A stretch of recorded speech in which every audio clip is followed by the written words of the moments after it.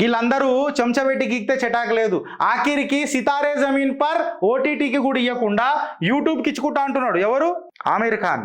Operation సింధూర్లో మాట్లాడ చేత కాదు, కేవలం సినిమా ప్రమోషన్ వచ్చిందని ఆపరేషన్ సింధూర్ అని మాట్లాడిండు ఆమీర్ ఖాన్. సల్మాన్ ఖాన్ ఏ రకంగా హీరోయిన్లని or to that matter Arijit Singh ని ఎంతగానో అవమానించడానికి ప్రయత్నం చేసాడు సల్మాన్ ఖాన్.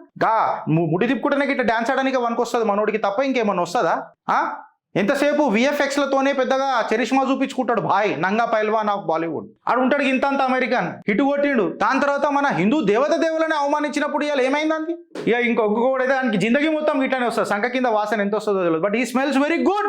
బాలీవుడ్ వాళ్ళు అందరూ మాట్లాడతారు ఈ smells very good. The king Khan.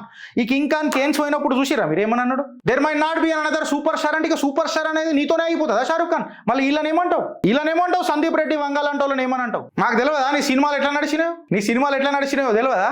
థియేటర్లలో ఎంతమంది ఉండనో తెలియదా? ఇచ్చి నడిపించినాం 200 కోట్లు ఎక్సెట్రా తెలియదా? ఒకసారి పోదామా చరిత్రకు? కింగ్ ఖాన్ గురించి ఒకసారి సపరేట్ టాపిక్ దిద్దామా? మీ అఫైర్స్ ఇవన్నీ మాట్లాడదామా? కరణ్ జోహర్ ఎక్సెట్రా మాట్లాడదామా? అట్లా లేడే మా Sandeep Reddy Vanga. A serious guy with serious profession doing a serious work. Sandeep Reddy Vanga గెలుకుతే నిన్ను వంగబెట్టి